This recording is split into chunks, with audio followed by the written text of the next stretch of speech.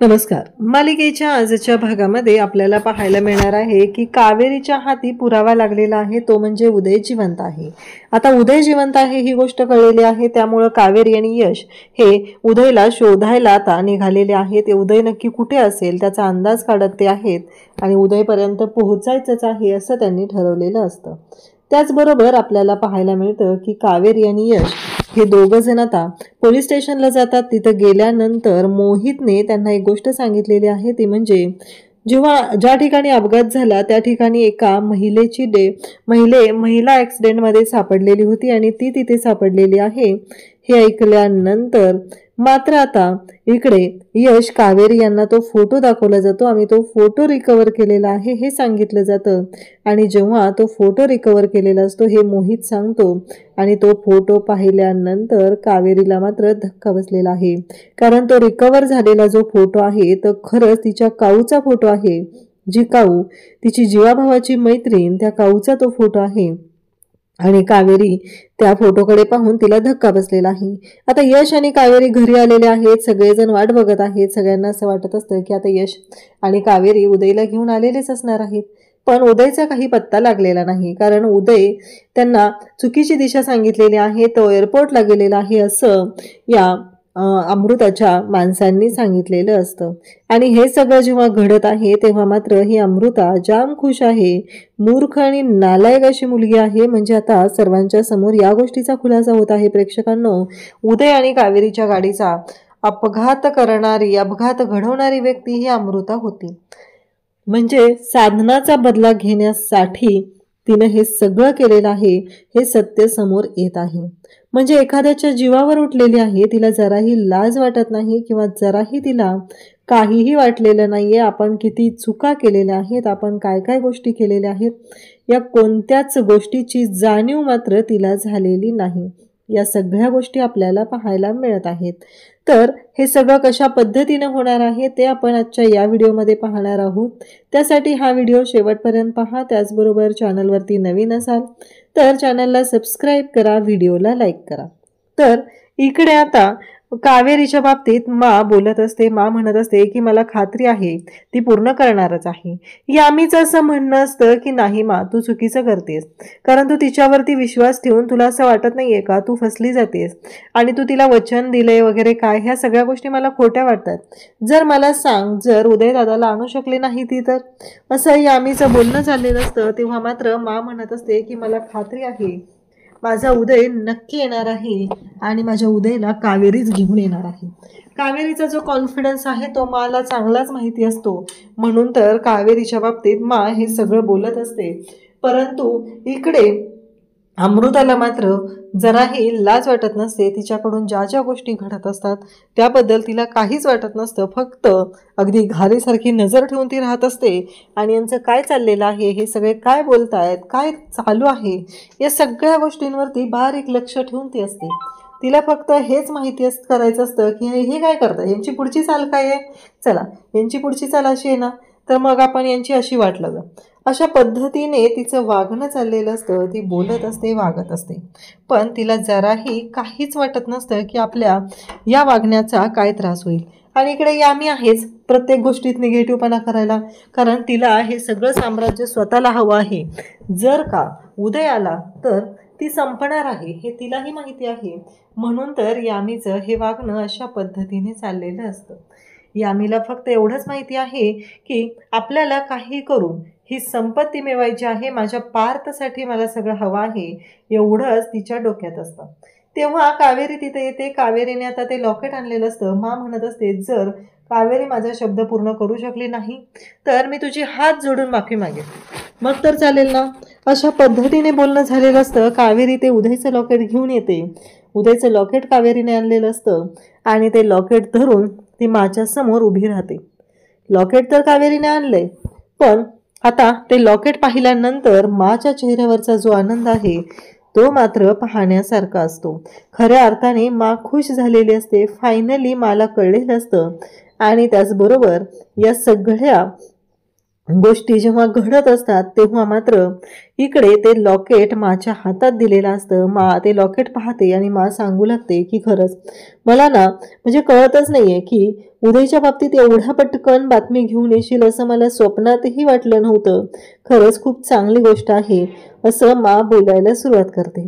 माने ते लॉकेट हातात घेतलेलं असतं. मा म्हणत असते माहितीये का 10वीला जेव्हा उदयला 93% मार्क पडलेले होते तेव्हा हे लॉकेट त्याच्यासाठी बनवलेलं होतं. तेव्हा तो खूप खुश झालेला होता. त्याला खूप छान वाटलेलं होतं. कारण या सगळ्या गोष्टी जेव्हा घडत होत्या तेव्हा मात्र हे सगळं जेव्हा चाललेलं होतं त्याच वेळी उदय इतका खुश झालेला होता कारण त्याच्यासाठी ही खूप आनंदाची गोष्ट होती. हे सगळं खूप छान पद्धतीने केलेलं होतं. हे सगळं बोलणं ऐकत असते ती म्हणजे अमृता. अमृताच्या डोक्यात फक्त एकच चालू आहे की या सगळ्या गोष्टी जेव्हा आपण करतोय तेव्हा मात्र ह्या सुलक्षणाच्या चेहऱ्यावरती आनंद आणि सुख हिच्या घरात मी कधीच येऊ देणार नाही. अशा पद्धतीचं तिचं बोलणं वागणं चाललेलं असतं. तेव्हा मा म्हणत असते की खरंच उदय किती खुश झाला होता तेव्हा त्याला त्याच्या नावाचं लॉकेट दिलेलं होतं या गोष्टीमुळं. हे बोलणं सुरू असतं. त्यासोबतच इकडे आपल्याला पाहायला मिळतं की हे सगळं जेव्हा चालू आहे तेव्हा मात्र मा इकडे यशला म्हणत असते यश बघितलं का उदय जिवंत आहे आपला त्याचं लॉकेट मिळालेलं आहे.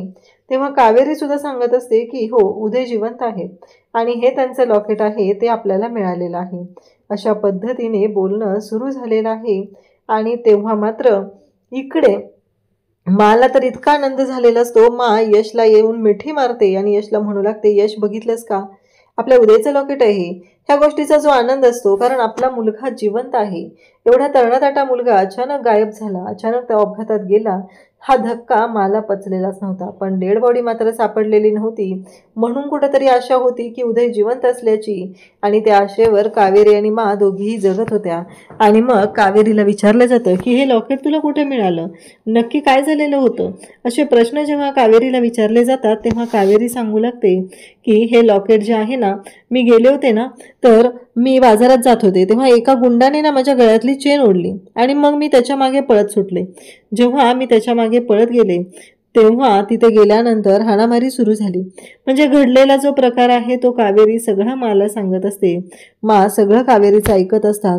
कावेरी ज्या पद्धतीने माला हे सगळं बोलत आहे त्यावरून तर स्पष्ट होत असतं की नक्कीच काहीतरी असं घडलेलं आहे. आणि त्याच वेळी इकडे पाहायला मिळतात त्या गोष्टी ज्या असतात त्या मात्र खूपच जबरदस्त अशा असतात. आणि कावेरी म्हणते की मग हे लॉकेट मला तिथे मिळालं. हे ऐकल्यानंतर खरं तर कावेरीला खूप आनंद झालेला होता. हे लॉकेट उदयचं आहे ही गोष्ट जेव्हा तिने आता मला सांगितलेली असते त्या माणसाला तिने असं थोबाडलेलं असतं की सांग हे कुठं मिळालंय हे कुठून घेतलेस तू बोल लवकर. अशा भाषेमध्ये इकडे कावेरी बोललेली असते. त्या माणसाकडून ही सगळी माहिती तिने काढून घेतलेली असते आणि त्यासोबतच या सगळ्या गोष्टींबद्दल आता बोलणं चाललेलं असतं. तेव्हा मात्र तो माणूस म्हणतो की तो एवढा मोठा माणूस आहे तो पण तो जिवंत असता तर मी शक्यच नाही त्याच्या गळ्यात हात घालणं. पण हे लॉकेट ज्या माणसाने घातलेलं होतं तो बेशुद्ध होता. कावेरी म्हणते काय कुठे होता तो बेशुद्ध सांग लवकर मला. आणि मग कावेरी पळत जाते. तिचा मोबाईल तिथे साईडला पडलेला असतो. तो मोबाईल घेते आणि तो मोबाईल घेऊन येते आणि त्यातला उदयचा फोटो ती दाखवू लागते. उदयचा फोटो तिने दाखवलेला असतो आणि तेव्हा मात्र ती म्हणत असते की बोल कुठं होता हाच होता का तो माणूस. उदयचा फोटो दाखवते आणि म्हणते की हाच होता का तेव्हा म्हणतो हो. मग कावेरी सांगते आता कुठे तो माणूस सांग ना मला बेशुद्ध पडलेला तू पाहिलेला होता ना मग आता कुठं आहे. तेव्हा तो सांगतो की मी मुळशी नाक्याला पाहिलेलं होतं. म्हणजे आता मुळशी नाक्याच्या जवळपास हा सगळा खेळ झालेला आहे हे कावेरीच्या लक्षात आलेलं असतं. आणि तेव्हा मात्र कावेरी म्हणत असते की नाही आता आपल्याला विचार करावा लागणार आहे. नक्कीच मुळशी नाक्याच्या जवळच असं काहीतरी आपल्याला सापडणार आहे. ही गोष्ट कावेरीच्या लक्षात आलेली असते. त्याचवेळी कावेरी म्हणते की आता मला कळलेलं आहे की नक्की गोष्टी काय झालेल्या होत्या आणि गोष्टी कशा पद्धतीने झालेल्या होत्या. त्यावेळी सगळ्यांना खूप आनंद झालेला असतो. सगळेजण खुश झालेले असतात. आज खऱ्या अर्थाने इकडे धर्माधिकारींच्या घरामध्ये आनंदाचं वातावरण असतं आणि खऱ्या अर्थाने हे सगळं फक्त घडलेलं असतं ते म्हणजे कावेरीमुळे. कावेरीमुळे हा आनंदाचा क्षण आलेला असतो आणि या सगळ्याला कावेरीमुळेच हे सगळं झालेलं आहे ही गोष्ट मा सुद्धा ऍक्सेप्ट करत असते. मला सुद्धा माहिती आहे की कावेरीमुळेच हे सगळं घडत आहे. आज उदय जिवंत असल्याची बातमी सुद्धा कावेरीने दिलेली आहे. तेव्हा मा म्हणत असते की मला कावेरीने जो दिलेला शब्द आहे तो पूर्ण होणार आहे याची मला खात्री आहे. लवकरच कावेरी माझ्या उदयला घेऊन माझ्याकडे आलेली असणार आहे असं माचं म्हणणं असतं. आणि त्याचबरोबर मा हे सगळं बोलत असते तेव्हा मात्र मा म्हणत असते की मला माहिती आहे की या सगळ्या गोष्टी अशाच पद्धतीने होणार आहेत. परंतु यामी आणि त्याचबरोबर पौर्णिमा यामी म्हणत असते की मा एवढं ओव्हर कॉन्फिडन्समध्ये नको राहूस. इकडे अमृताला तर इतका जळफळाट होत असतो की तिला कळायचं बंद झालेलं असतं हे सगळं काय घडतंय, कारण हा उदय जिवंतच कसा राहू शकतो. हे वाक्य जेव्हा ती बोलते तेव्हा इथे क्लिक होतं की उदयला मारण्याची सुपारी या अमृताने दिलेली आहे. म्हणजे उदय बिचारा तिकडे राहत होता, तिकडे आपला संसार करत होता, तरीही त्याच्या आयुष्यामध्ये खोडा घालायचं काम ही अमृता आणि तिची आई करत होत्या हे मात्र इथे स्पष्ट होत आहे. तेव्हा आता कावेरी आणि यश म्हणतो की मी उदय दादाला शोधायला जातो. तेव्हा कावेरी म्हणते मी पण येते तुमच्या बरोबर असं कावेरी सांगते. तेव्हा मा म्हणते की हो नक्की तूही जा असं बोलणं चाललेलं असतं. आणि तेव्हा मात्र आता ते दोघंही निघालेले असतात. तेव्हा यश आणि कावेरी एवढे खुश असतात. यश म्हणतो की खरंच थँक्यू, आज तुम्ही एवढी मोठी बातमी मला दिलेली आहे. आणि दोघंही एकमेकांना मिठी मारतात. दोघांनाही खूप छान वाटत असतं आणि दोघांनीही त्या क्षणी एकमेकांना मिठी मारलेली असते. दोघंही खुश झालेले असतात. त्याचबरोबर इकडे पाहायला मिळतं ते म्हणजे कावेरी म्हणत असते की फायनली कुठंतरी उदय भाऊजी म्हणजे माझी काऊ सुद्धा जिवंत असणार आहे ना, हे सगळं बोलणं चाललेलं असतं. तेव्हा मात्र इकडे सगळेजण तिथं आहेत आणि त्याचबरोबर मा मात्र ते जे लॉकेट आहे ते हातात घेते आणि ती खूप रडत असते.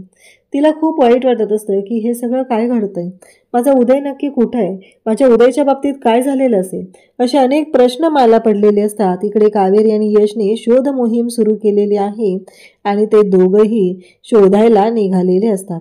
कारण यशला शोधणं इकडे उदयला शोधणं खूप गरजेचं आहे.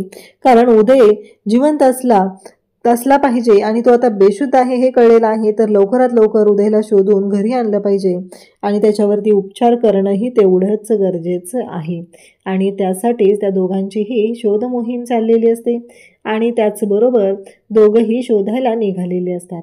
त्यानंतर इकडे पाहायला मिळतं ते म्हणजे कावेरीनेही आता उदयचा फोटो घेतलेला असतो, तीही शोधत असते, यशही शोधत असतो, पण हाती मात्र काही लागत नाही.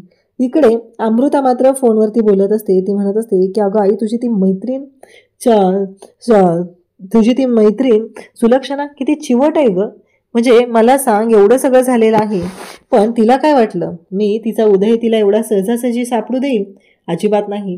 काही झालं तरीही उदय मात्र मी तिला मिळू देणार नाही एवढं असू लक्षात ठेव. कारण तिला असं वाटत आहे की तिचा उदय हा लवकरच तिच्याकडे येईल, पण नाही, उदय तिच्याकडे येणार नाही याची पूर्ण काळजी मी घेतलेली आहे. तेव्हा आई तिला सांगत असते की हे बघ काहीही झालं तरीही आपल्याला सगळ्या गोष्टी शांतपणे करायच्या आहेत. उगाच तिथं कोणाला संशय येईल असं तू वागू नकोस. मी काय सांगते ते लक्षात असू दे तुझ्या. तेव्हा अमृता म्हणते की नाही, काही झालं तरीही साधनाताईचा बदला घेतल्याशिवाय मी शांत राहणार नाही.